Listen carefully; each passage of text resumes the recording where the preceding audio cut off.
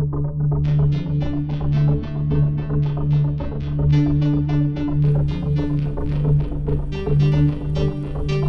if the factors that fuel human trafficking aren't just forces out there, but right here, shaping the world we live in every day? Here, we take an unflinching look at how cultural influence, hidden pain, and exploitative systems contribute to the demand for commercial sex. This isn't just another awareness podcast about a social issue. It's about people, the human stories of those harmed, those healing, and those waking up to their role in change. Welcome to the Demand Disruption Podcast.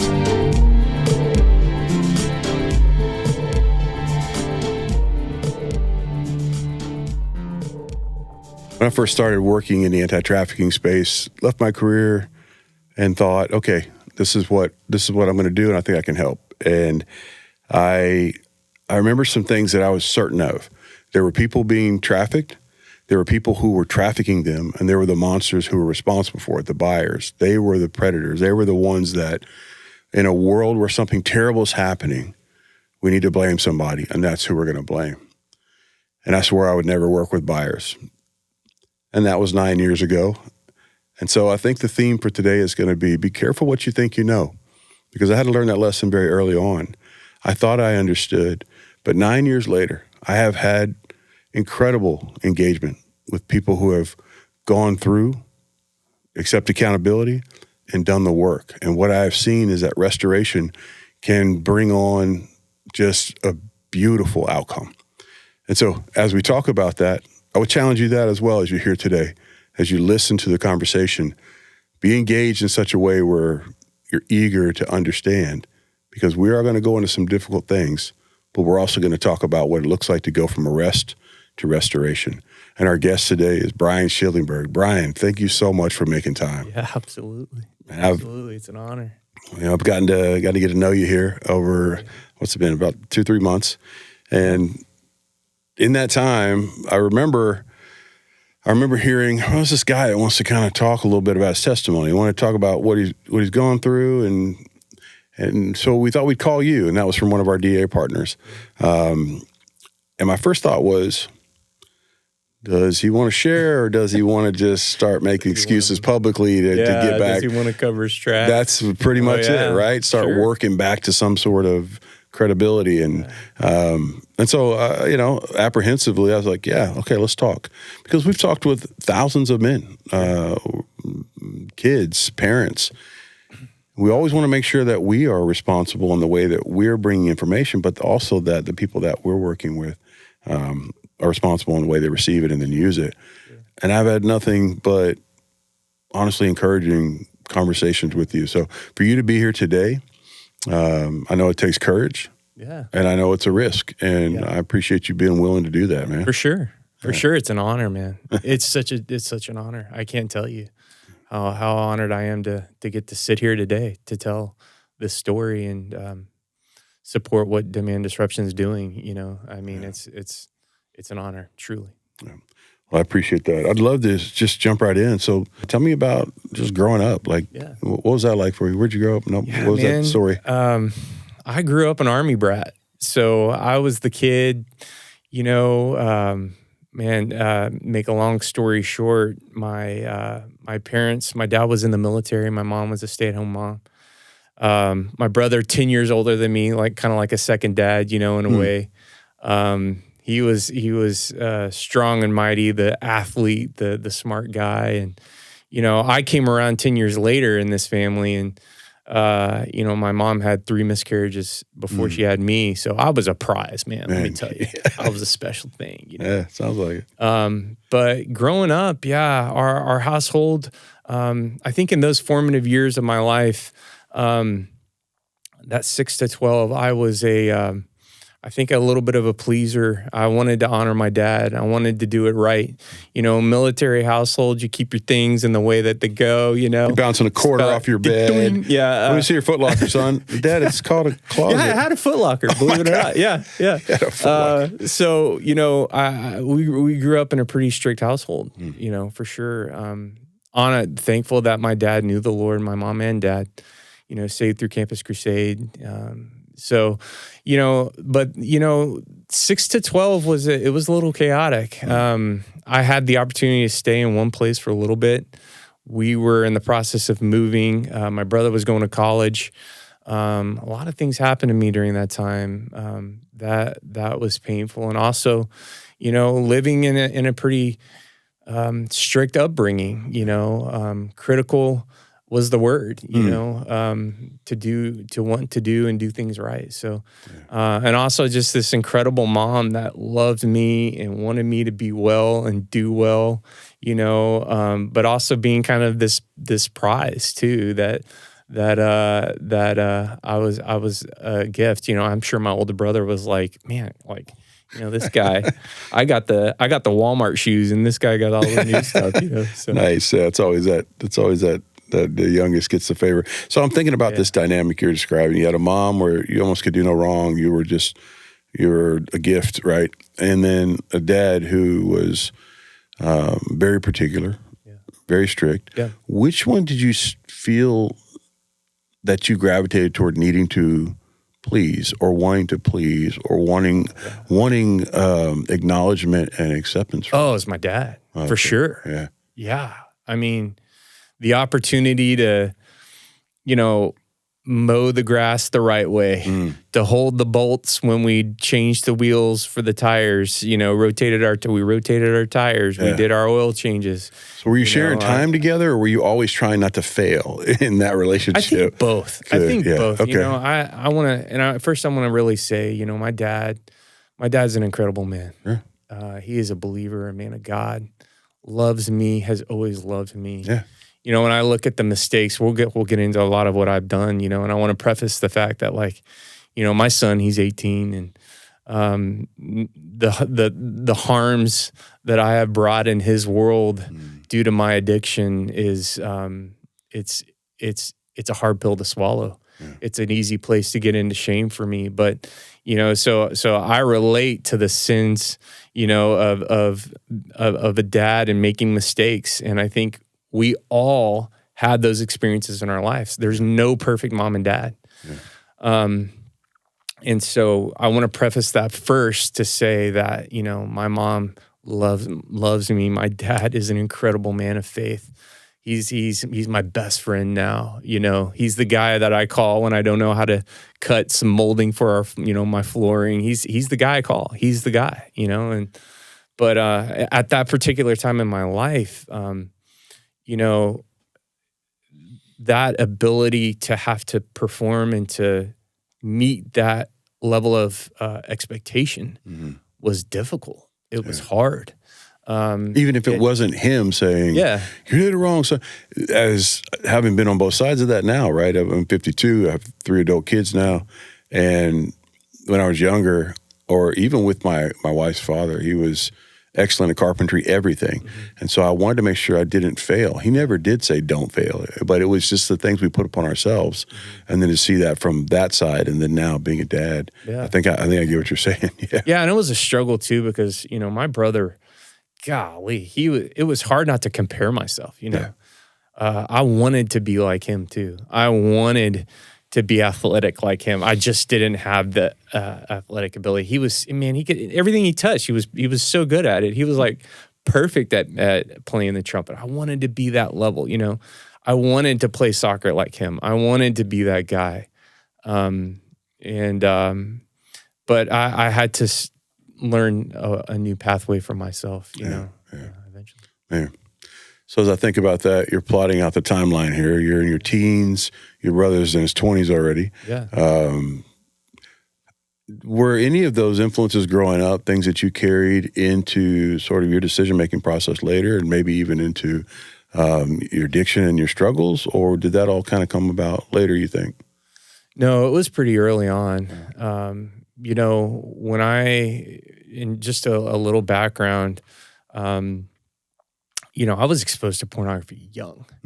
And you're going to hear a theme about pornography and the role that it's played in my life of a 30-plus year addiction. But I was exposed to it. And I want to really say that those first moments of exposure and then curiosity, but that turning into knowing that I'm doing something wrong, and then starting a pathway that really led to hiding, and then really getting good at the process of hiding was formative in my early years.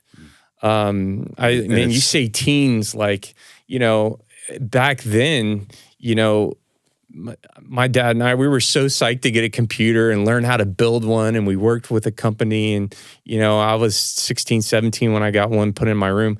Innocently enough, nowadays we know what technology in a bedroom from a kid does, and how it's an actual walking porn store, in our pockets nowadays, right? We talk about proximity, we talk about privacy, we talk about access. Yeah. And when you have those three together, boom. That's what you're talking about. So, early on, I had a desktop in my room.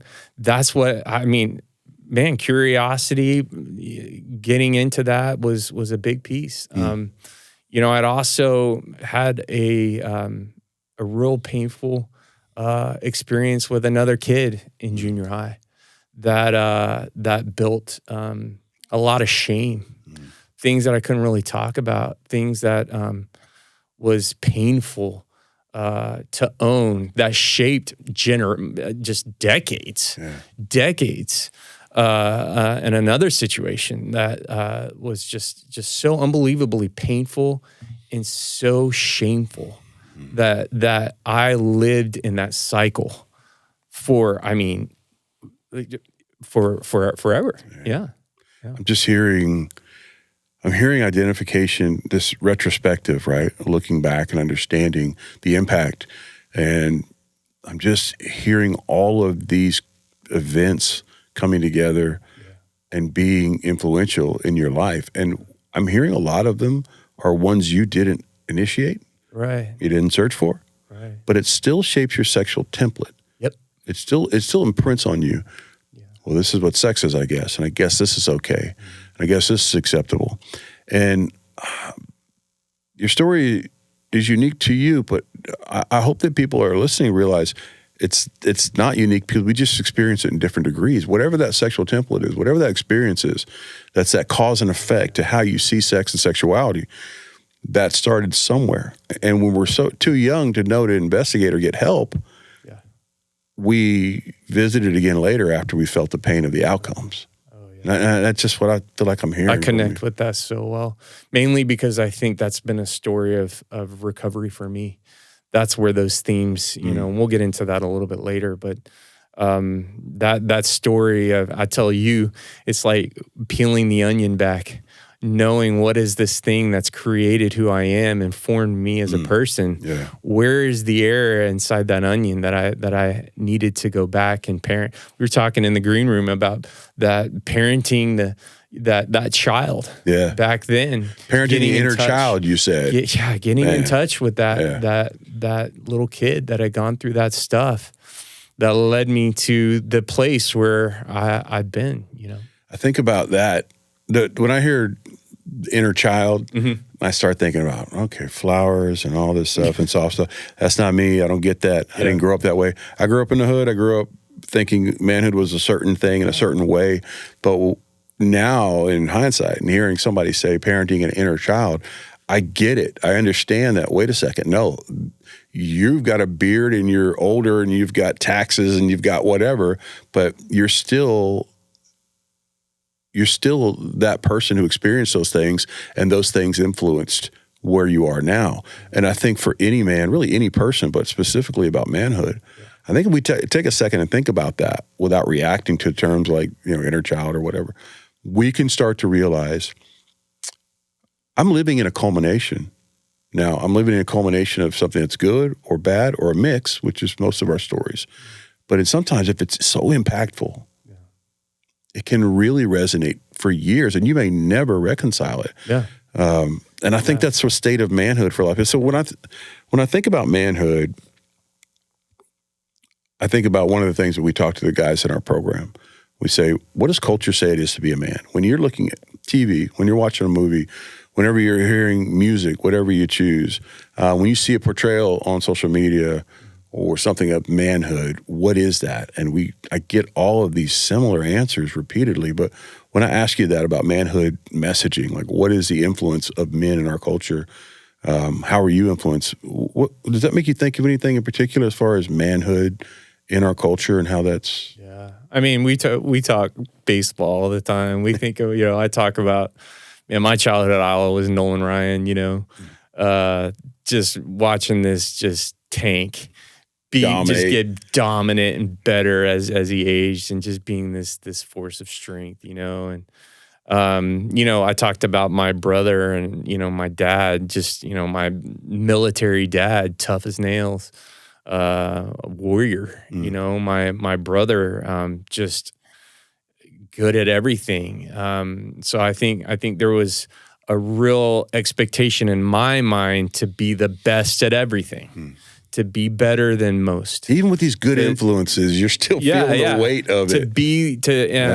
Perfection, being able to do right. I early on dealt with an eating issue where I gained weight, and I mean by the age of 10, I struggled with my weight, and while I was semi athletic in some sports and baseball and soccer, that self-image of being a strong guy, but dealing with this weight problem, man, it pushed me inward. So you're conflicted. Oh man, wow, yeah. So you talk about an early on, connection to pornography, and early on eating issue. I was facing some demons early on that built a shame, saying, hey, there's this man that needs to be this way, but man, you are so off base. And so early on that was a constant theme. And shaping identity the whole time, daily. Isn't it? Oh yeah, daily waking up saying these things about myself, for sure. Yeah. And here you are, a kid trying to reconcile that with positive examples of manhood around you. Oh yeah. I think about how many would look at your story and say, what's he crying about? He had a best case scenario. He had a mom and a dad. He had a nuclear family. Yep. He had an older brother that was looking out for him. Yeah. And here he is talking about how, it was a hard standard. So many people that we meet in our work down that timeline, they've got a story of early brokenness or something, but people wouldn't think your story is that. But you just went through some very specific impacts that shaped the way you see yourself, see sex, and see just acting out behavior for whatever your internal struggle that you're dealing with. Yeah. Man, so how much of that really do you think led to your decision to buy sex? Ooh, I mean, a lot. A lot. That decision to buy sex is not just this fleeting moment. It's loaded. It's weighted from decades of war within myself, dealing with addiction in terms of eating, pornography, using the other to make yourself feel better. Yeah. This cycle that I dealt with that, man, gosh, early in my early 30s, and realizing that addiction in my life was starting to become a reoccurring theme. I think I told you a little bit about, that I finally got some help with my weight, mid-30s, and got into a place where I was really starting to take care of myself, and lost 200 pounds, man. Wow. I got so healthy, and within the theme of a year, I got some help. Got a gastric bypass, and my life changed, man. Like so, all these things happened in a moment, but again, that child, that inner kid that had all that crap, transferred that. Okay, well, food's not an option for me now. what is next? And still living with that theme of cycle. That cycle. Yeah. Still having that pornography thing I'd take off the shelf. I was good at hiding it, bringing it up, pulling it back down. Still, that brokenness wasn't fixed. And man, I moved alcohol. It caught me within 3 years, man. I mean, it was fast from just always being a normal drinker to drinking a bottle of wine a night to drinking 2 bottles of wine a night to then getting like absolutely crazy with it, destroying my first marriage, getting into affairs, losing like my ever-loving mind. I let addiction take over, you know. But we talk about this story of addiction, transfer addiction, and then also moving on once, you know, finding recovery there to also going through the same thing again. Going through the same thing again where if I couldn't deal with that inner child, if I couldn't manage that piece in my life, we'll get into that more, but I was never going to be able to find freedom. I was never going to be able to deal and get to the root, you know.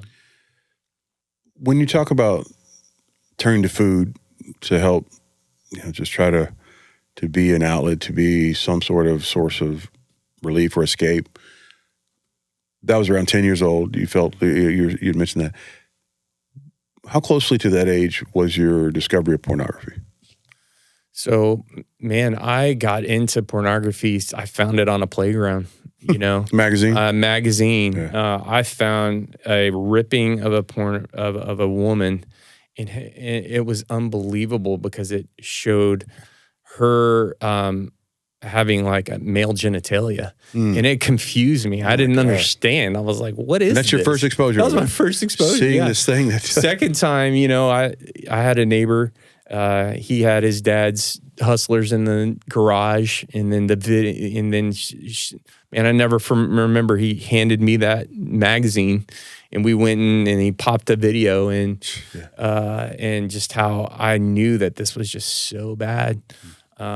Getting into really that excitement, right, that we see in pornography, and we know, I think we know all in our hearts that it's not okay and it's not right. But when we start moving into another place, like for me, man, I don't know if you guys remember like scrambled porn. Yeah, oh yeah, man. On the cable channel? Yeah, on the cable channel. What was that? I think that was if you watched it long enough, man, and the audio was clear. Audio was clear as day, so I could make out exactly what I hid that. And that's where I started to get into hiding. That's where I started to learn. And once I had that really bad experience with another kid, some of those other moments that were about 11 and 12, it rocked me. It really did, and it solidified a lot of shame. Yeah, that's the word. I just felt it coming. Yeah. I really had no doubt just now.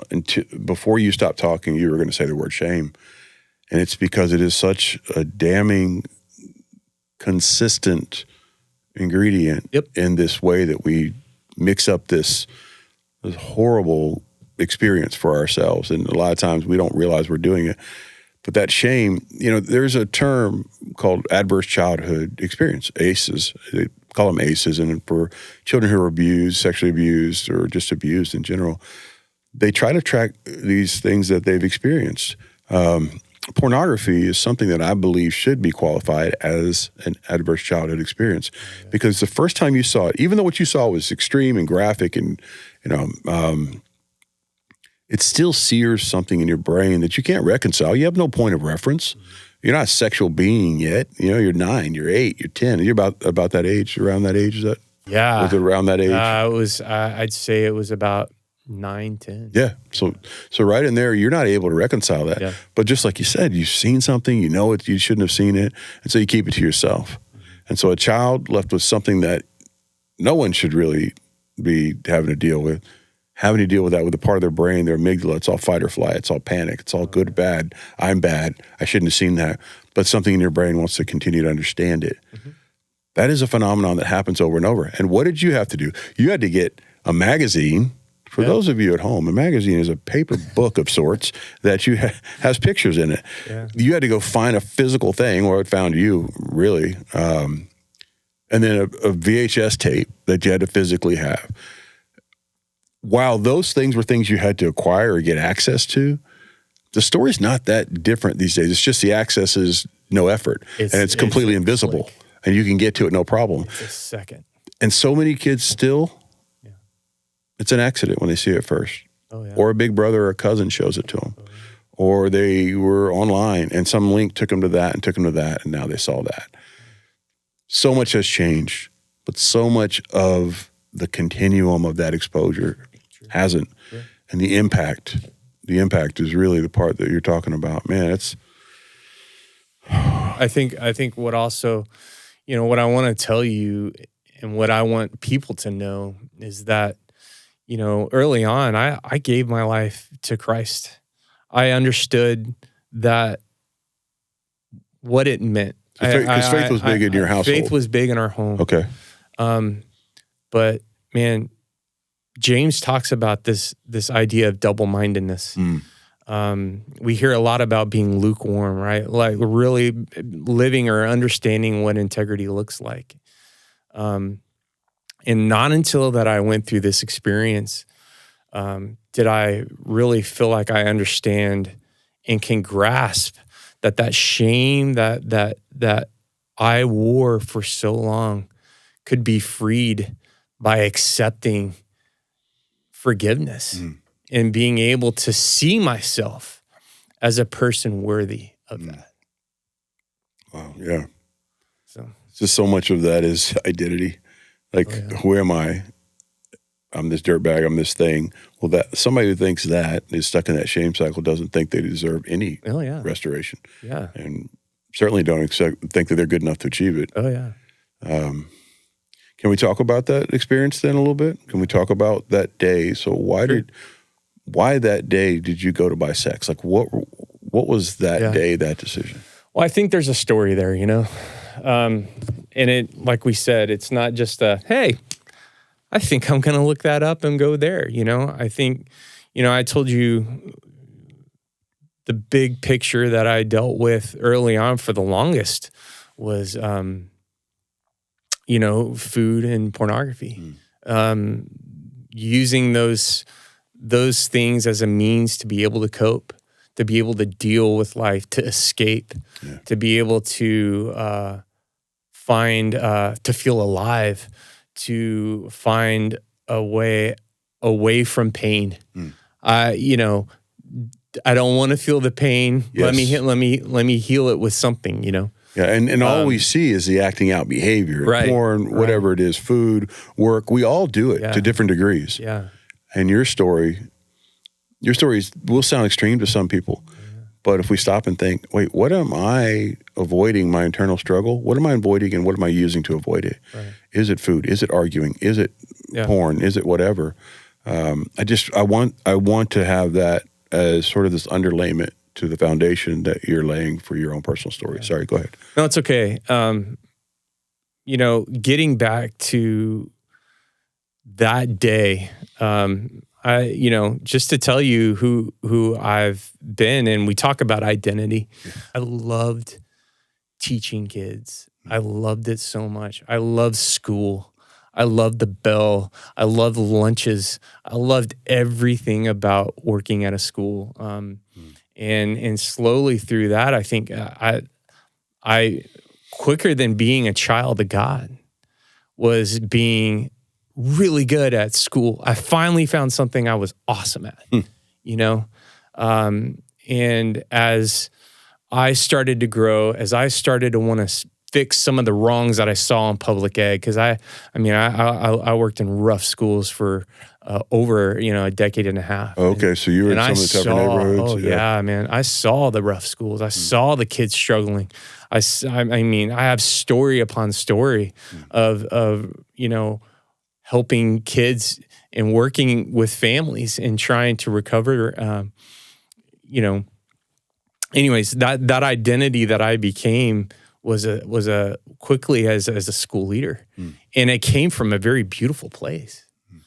But I had rose pretty quickly. I'd become an assistant principal, became a principal of a prominent middle school here in the Fort Bend area. Got to be able to move to a high school. It was such an honor. That's who I was. That's my identity. It wasn't a child of God. It was, look at who I've become. Yeah. Look at the people I'm helping. Look at those things that I am now. And so when you talk about identity and you talk about where was I at that time, that really had become who I was.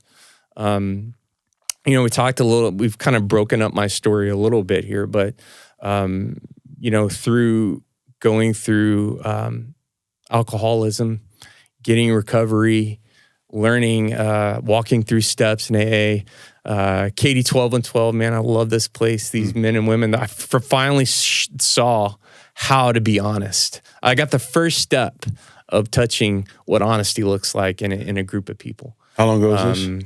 That was 2019. Yeah. 2019. So 6 years ago, your was first amazing. taste of honesty. Yeah, first little taste. That you didn't have to hedge. You didn't have to make right for the room you were in. Yeah, and I started to, I wanted to have what these people had. Yeah. Still dealing with working through recovery, failing. I lost at a year. I failed at sobriety and had to start all over again. I many times just fighting for my life, but I got a second chance in a marriage with this incredible woman, man. We met in the pandemic at a baseball game, man. She was just this amazing person, and I think for a while, all these promises started coming alive in my life. I was walking in recovery. I was walking out of for the most part, addiction from food and alcohol and porn for a certain amount of time. But man, when the stressors of life came in again, when I started dealing with like hardcore anxiety, and when we went through, I don't know if you know what it's like to run a middle school during a pandemic, being in between this political pull of this insanity. I have no idea. There's no words. There's no words for what that was like as a school leader, having the weight of that on you, going through such a painful and uncertain time. And I saw it very innocently, had known people had massages and told me that Chinese massage you can get easily. It's cheap. They know what they're doing. And you're right. I went to many places. I felt safe. I didn't feel like it was the wrong thing. But quickly I got propositioned at one of those, and man, that's where addiction just took a shift, That line right there.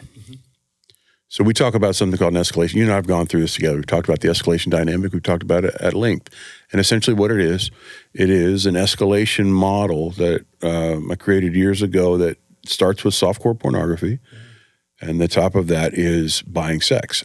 And the stair step along the way are other experiences, contributing factors. Okay, that led me to hardcore pornography. Okay, I've seen it. But I kind of want to engage with it. So now it's webcam, or it's OnlyFans, or it is a strip club where I'm in real life, but it's all fantasy. It's okay. This is just what people do. It's not even illegal. And then I'm going to get a massage. And we have on our model, we have a line right through the graphic of a massage, because this side is legal. How you started. You went to get a massage for relaxation. But as soon as you were propositioned, that line was the width of a hair because of all you'd experienced going to that point. At least I'm paraphrasing what you've told me and what we've talked about, but please, if I'm missing anything. No. And that's that tipping point. Right. So when you stop, if you stop and you want to stand in judgment of somebody who has acted out in a way that's buying sex and hurting others, by all means, I understand. It was me. I said I wasn't going to work with buyers, and here we are. But if you're going to do that and turn a blind eye to normalization of everything that comes before that, then it's just an illogical equation. This plus this plus this plus this equals that. Yep. But we hate that so much, we ignore everything that led to that point. And there you are in a massage establishment, and you get an offer. You know, it's just like all the other times. It's every time I had exposed myself to porn, felt the shame of not being able to do the right thing, not being able to accept who I was as a child of God, not being able to realize that I had been forgiven, that shame just compounded. But man, it's like a demon claw. That's all I can recognize it as, like a claw in the back that would just eat at you, and it would tug on you, and it would dig deeper, and it would push into you like in your flesh. And that desire to want to free myself from all this anxiety and pain, and I resorted back to the stuff I did as a kid, to deal with that shame of overeating, to deal with that shame of what had happened to me. I went right back to doing the same deal. Was there some measure of justification in that, you think, where, I'm dealing with all this stress, so I mean, this is just this. Yeah. And how many times in your life did you say, well, this is just this? Yeah. This is just this. Justification. This is just this. Yeah. And I think this is one of the first things that you and I really connected on, is knowing that addiction builds and expounds upon itself. It builds the need for something else and something more. We see it in alcoholism. It takes your life because there's just never enough. We convince ourselves that we can drink like a normal person, but the truth is that we're broken. Yeah, and there's no way that you can, I believe in alcohol, like, once you cross a threshold, you can never come back from it, from the exposure of so much over a certain amount of time. So that theme just kept reoccurring. It just kept reoccurring, and it was that was the next step before walking and actually thinking I could ever walk into a prostitute or a proposition someone for sex. That I could do something like that, and it's those steps along the way that built that for me. Yeah. Steps along the way that built that. That sits with me just dead center, because it is a progression. People will talk about causation versus correlation and get really caught up in that. But if porn was a catalyst for you, and it led you to something else, call it what you will, it's a contributing factor. Yeah. So how do we balance that now, though, with reasons and understanding that we've gained in hindsight with accountability? Because I remember before we got started today, I was like, look, man, it's going to be hard for you, but telling your story, I see it a lot. You're hard on yourself in a way that I don't want to sound like I'm making excuses for what I did or this or that. And I respect that and honor that, because where that comes from is genuine, because you've done the work. Yeah. Now, if you tell me that a week after you got arrested, that's just remorse and regret. Oh, yeah. And the remorse and regret doesn't solve anything. There is work that you've had to do internally to get to that point where you feel like you're worthy of restoration, as you said it earlier. What does the sentence, "I'm glad I got caught," mean to you? If I were just to say that to you. This is brutal. This is a brutal question. Sorry, you were talking to me about this earlier. And, I'm glad I got caught. I want you to sit with that for a second, because the reason I asked that is the first time I sat in front of a man that was arrested for solicitation of prostitution. It was in an illicit massage business on Westheimer. He was not remorseful. He was defiant. The next guy was saying, "I'm innocent. I didn't ask her for anything." The third guy, I remember he quoted Bible, he used scripture. He said, "You reap what you sow. God will not be mocked." And that was so far afield of the first two guys. 'Cause I thought everybody was going to be the first two guys. They're like, what are we doing here? It's a waste of time. And then what he told me, Brian, was, I'm glad I got caught. I need help. Yeah. And I have heard that repeated, echoed by other men over the last 6 or 7 years of working directly with men at the point of arrest. I'd say the public nature of what happened with me. What happened, let me say, just not with me, but like with the community that I served, my beautiful bride, my family, my namesake, being a Shillingburg, the weight of being,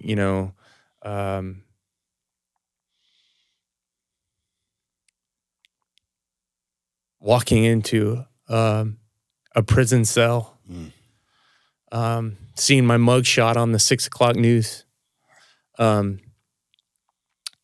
seeing the lady that's saying my name is I was her daughter's principal,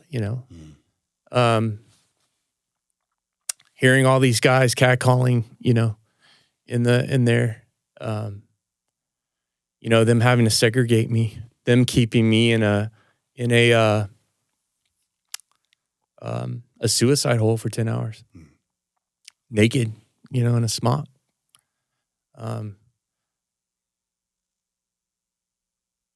It's really hard to sit in this seat and say, man, I'm glad that happened to me. Yeah.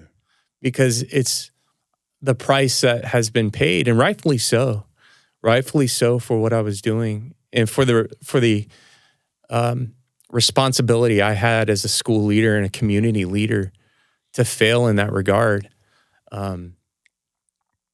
is it's hard to swallow. But man, could I have ever known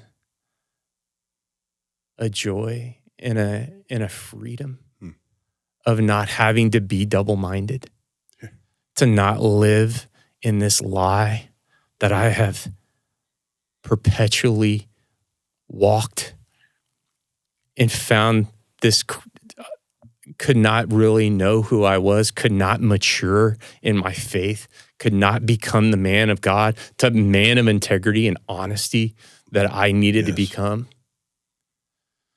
It's hard not to be thankful for that. It's so hard for me knowing that what it put other people through, right?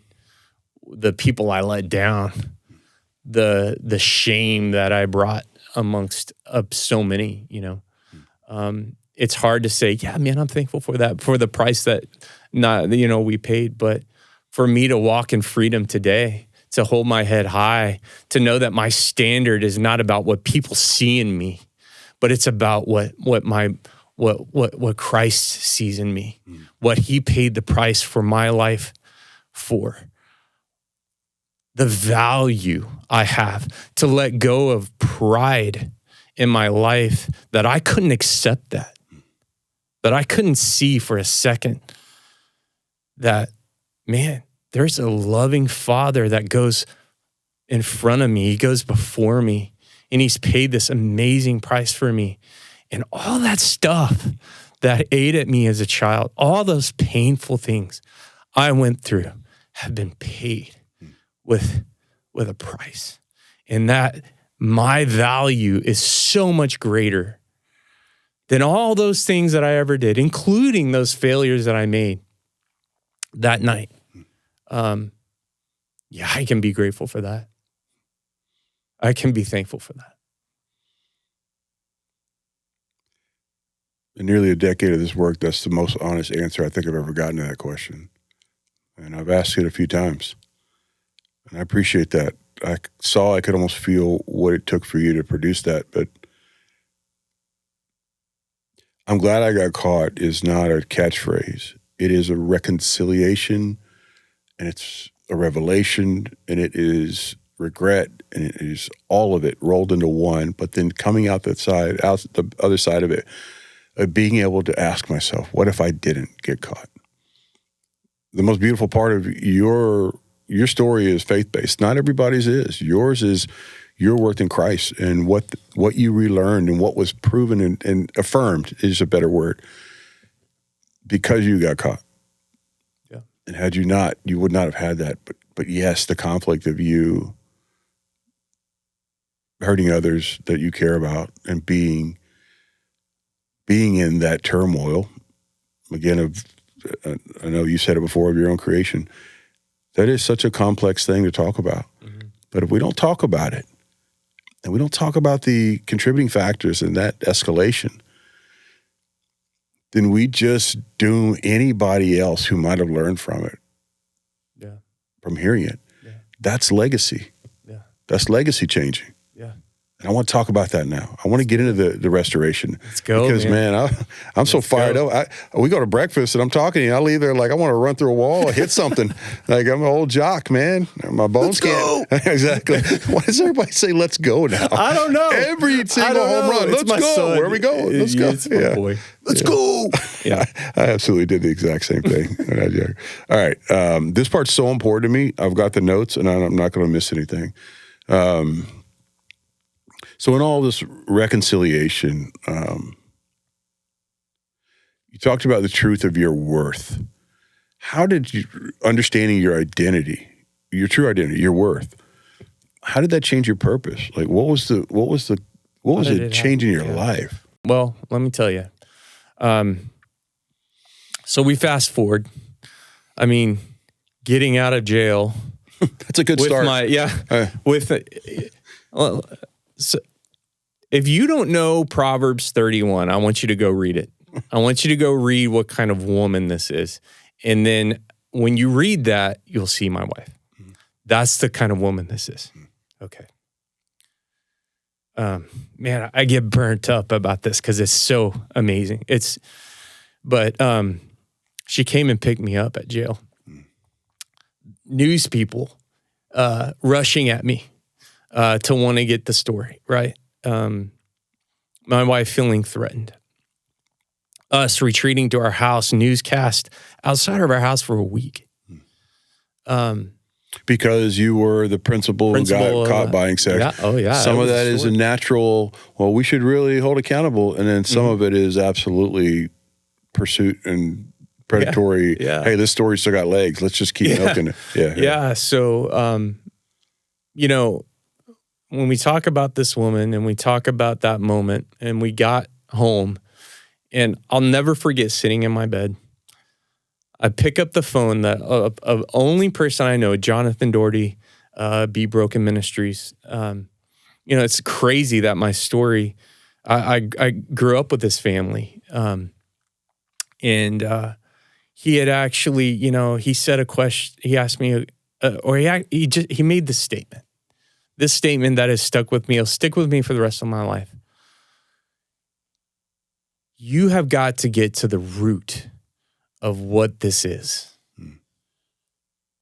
I think there was so much, I heard him as a friend, but I also heard him as a man who's given his life to this kind of ministry to start dealing with these things. Yeah. We got to get to the root here. Yep. It's going to take everything. If you don't get the root, it's still going to keep bearing poison fruit. Look, and when he said that, it was like a light bulb. It was like this amazing moment for me to understand. And I don't know how the timing worked out, but within just a week or 2 weeks, he had this retreat that Be Broken puts on, Gateway to Freedom. It catapulted me in 4 days. It opened the can. It was like lifting open a picture of other men walking in with the same challenges like I have, having to get open and honest and dealing with that stuff. But what we really started to see was God's perfect picture of forgiveness, my inability to accept that shame in this process by which I had to start developing recovery themes in my life to start dealing with this thing. I could show you the book. I was looking at it last night. Recovery Theme 1, Recovery Theme 2. When I read it, I was thinking, okay, this is where I've got to get to the root. Yeah. And so I partnered with William Touchstone, man. This guy just let me be me. He let me, but what was great is that he let me take a charge. He let me take charge of my own recovery. We walked for 2 to 3 months doing a lot of family of origin work. Me having to break apart 10 shameful moments of my life. Me taking accountability for those things that happened to me, the pain that I had felt or experienced, the issues that I was that solidified these challenges in me, taking responsibility for that. Then we walk through this crazy picture of accountability. It's called a therapeutic disclosure. It's where you write down your whole broken sexual history of your entire life. Yeah. And you spend months with a counselor, taking ownership of it, writing it, making it and describing it. And then you walk through it with in a therapeutic environment. My wife's counselor, my counselor, we sat down and I laid it out in front of her. Yeah. I'm just thinking about, I'm thinking about so many things, but that months and months and months of taking that accountability, deconstructing really all of the boxes that you put things in and you keep them stored up. You got to let it all out. You got to come to terms with things that you've done and decisions you've made. And in doing so, you spent all of this time wading through it. Now let's look at the opposite of manhood right now in our culture. Yeah. Everything's yours. You can consume any of it. Yeah. You really don't have to answer for any of it. You be you. You're an individual. Now you probably want to clear your browser history, and you probably want to make sure nobody's around. But that doesn't have anything to do with anything. There's just such a contrast between the two, and you don't necessarily have to go through months and months and months of that of discovery for yourself. If you're listening to this and you're struggling or whatever. But you do need to take that step. You do need to include somebody else to help with that beginning of accountability. Yeah. Because confession is healing. That's what we were just talking about. What we were just talking about. And that confession is, you feel like it's the thing that I can't tell anybody this. I could never tell anybody this because they would think this of me.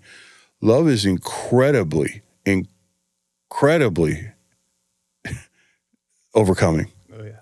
No. Well, I mean, you talk about love, right? And so a picture of love is my wife standing by me in that moment of revelation. The bill of goods I sold her was a flat ally. She's stuck with this guy now. And in those short months,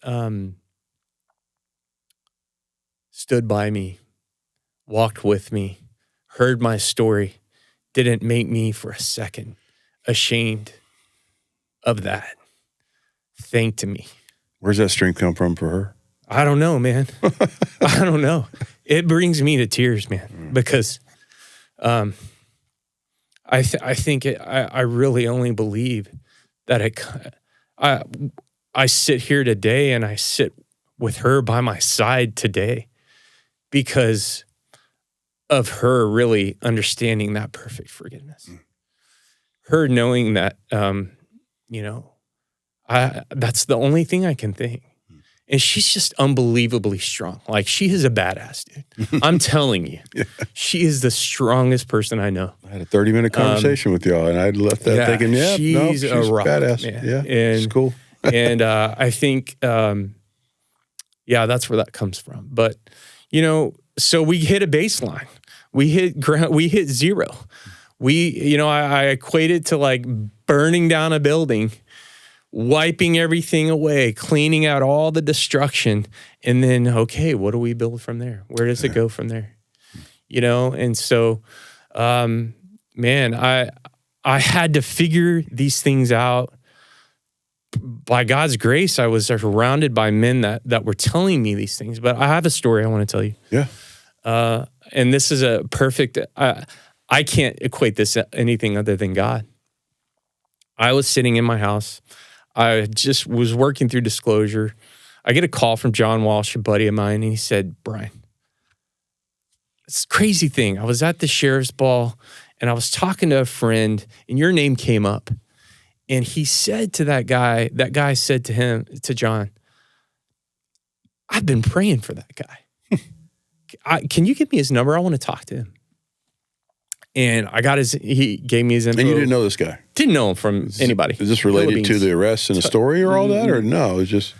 Had no idea about this guy. Wow. And so I thought, well, I'm going to go have breakfast with this guy. What could hurt, And I had Brian come in with me, tell me a story of what he had been through of recovery, and painted this beautiful picture of me. And he was like, listen, man, I want you to get involved in this group that we have at Grand Parkway Baptist. I was like, you're crazy. I was like, I'm trying to do recovery work. I'm just trying to do a 12-step through Castlemonia. It's a great program. I had a lot going on. But he was like, come. And so I kept coming. And man, what a gift. What a gift that, Dr. Roberts does a program called 7 Pillars. And I started to so perfectly put these plans into place that were supporting me in this I felt like a baby, like walking like I don't know how I'm walking in this life now, like a recovery action plan, learning about my inner, middle, and outer circles, like walking these processes and amongst a group of men that were building integrity in me as I walked. Yeah.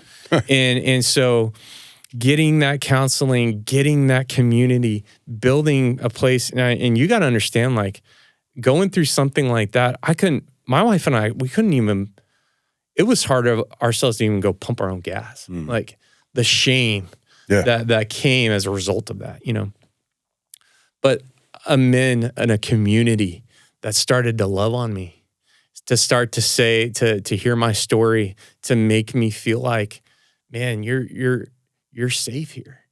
I can't tell any men who are fighting addiction or going through this challenge, you can't do it alone. You need a support system. You need somebody who knows mental health. You need a mentor, a man in your life that has recovery and knows how to walk free of addiction. And you need a community of men that you can start working with. And so what happened as a result of that? Honesty. I had walked through this disclosure, and then we started becoming honest with you. And I'm pointing out the littlest things in my life about what honesty looks like. I'm pulling these things out. Like, man, I had this thought, or I was tempted on this moment. And dealing with these problems, men are there to help me, hold me accountable. And so what built out of that was integrity. And I started to see this new picture of what my life was to become. I started through that, and I think it was the community piece more so than anything that started to paint that picture of what recovery could really look like in this format. So you've got that community. Is that integrity? Is that having something to protect? Is that being able to step back and see where you are now versus where you were? Is that why you are never going to buy sex again? Oh, I mean, yeah. Those men in my life, I want what they have. The structure of it, but more than that, the authenticity. I want what these guys have. Yeah. I want what they have with their wives. Yeah. I want that. I want to be that kind of men in a community. Yeah. That's what I want to be. Yeah. Well, I think that sort of answers my question, but I did want to hear you say, why did you decide to share this story now? Like, to go through what you've gone through? You got to be exhausted, man. It's taking so much courage just to go back into those dark parts when you're sort of clear of it, right? So why did you want to share your testimony? Well, first, I want to say I'm not clear of it. Yeah. Good point. A year and a half right. In recovery, I'm still a baby. In recovery, and I'm learning every day. Sure. I'm walking in a new program called Region. I'm getting to go through the steps, but starting to see this picture of this relationship with the Lord that I'm fostering. This opportunity to start reaching out to men and helping them. I sit here today because when you and I talked, you told me what you did, and you showed me that there's so many more men fighting this fight. So many. There's so many men living in the shadows. Yeah. There's somewhere on that continuum. Yeah. That are on this continuum, or they're dealing with this thing, and they don't know what it's going to take them to become. They don't understand what it's ruining in their marriage. They don't understand how it's keeping them from being able to walk with maturity and integrity. We've got to do something about it. Yeah. We've got to reclaim our men back. We've got to take back what is being stolen and what Satan is stealing from our men today that are coming up, that are losing integrity. They're already, well, you and I talked about, men don't get addicted to porn. It's kids. Yeah. Man, God, I saw it for 25 years. Yeah. I saw, and why I didn't understand and equate it to what it is now, pornography is stealing our future. Yeah. It's a thief. But you don't know. And it's a lie. And you don't realize and nobody knows. No, you're seeing it, so you're justifying it. Hey, it's my business, nobody else's, all of that. And meanwhile, you're taking something in. I always say this, but it's true. You have warning labels on cigarettes. Why? Because you're going to take something in chemically. It's going to change your body. And you should be an informed consumer. There's warning labels on alcohol. Same reason. There's warning labels on energy drinks. A child can buy an energy drink, and it says right there on the label, careful. We're killing our kids, man. We're killing our kids with this stuff. It's, you know, and I think we can reason it any way we do, or we can consider it as just, it's just that next thing. I want my story for people to see that it's not okay. I take ownership of everything I did. I got to own it, man.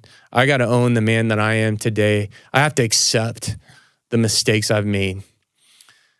But pornography has, as that child of what I didn't know, stole.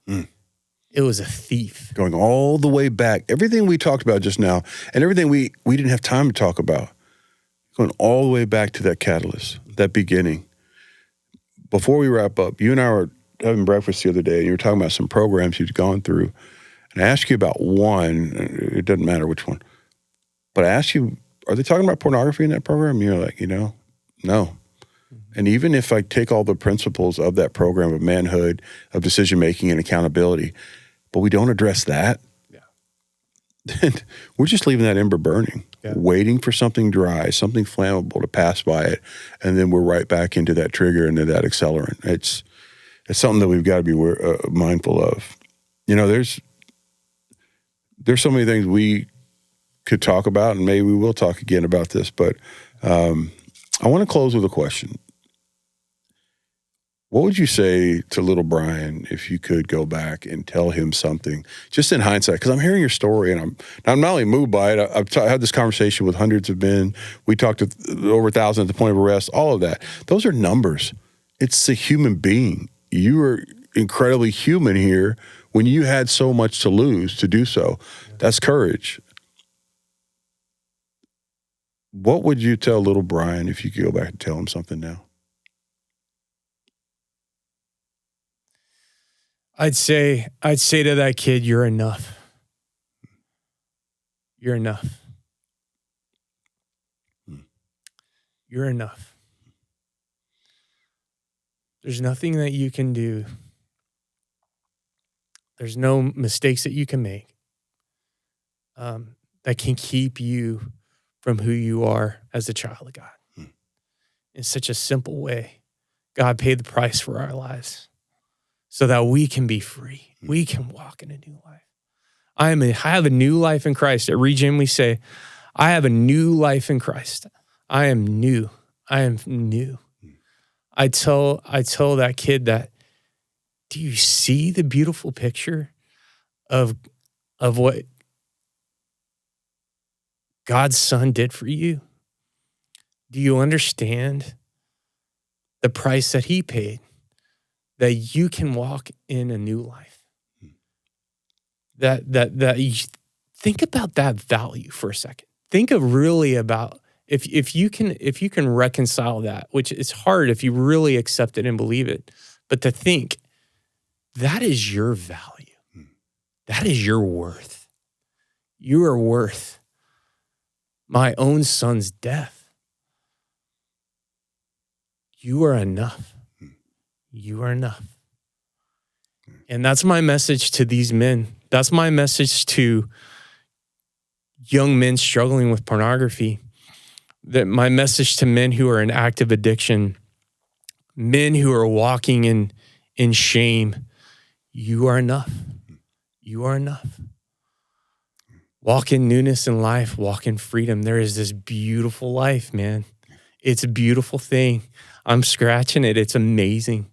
It's amazing to walk in it. It's so amazing to not have to walk within what the world sells, what it gives you, what its expectations are. You're enough. Man. That's the whole freedom story that you're telling and going through that path. Thank you. Thank you for doing that. Thank you for coming on with us. Thank you for joining the Demand Disruption podcast. Our whole goal is that people are understanding this didn't happen to somebody somewhere. This isn't something that is just for some people that they experience it. I tell men at the point of arrest, but by a set of circumstances and influences in my life, I'm not there in handcuffs and you're not sitting here. Yeah. And you just courageously laid out so much of how that was true in all of our lives. Yeah. So, Brian, I want to thank you sincerely. Yeah, and it's we're an extremely honor. Grateful. Joe, I got to tell you, man, like the work you're doing to help men, those conversations you're having with them, the path, you're laying out a path for them for freedom. Man, I want to be a part of that. I walked it. I got news for you. I'm walking it. You're a pretty big part of it right now. but knowing that you're doing that work and you're laying a map out for people to find recovery, I'm in, man. I'm all in. Man, that's awesome. Yeah. Thank you, Brian.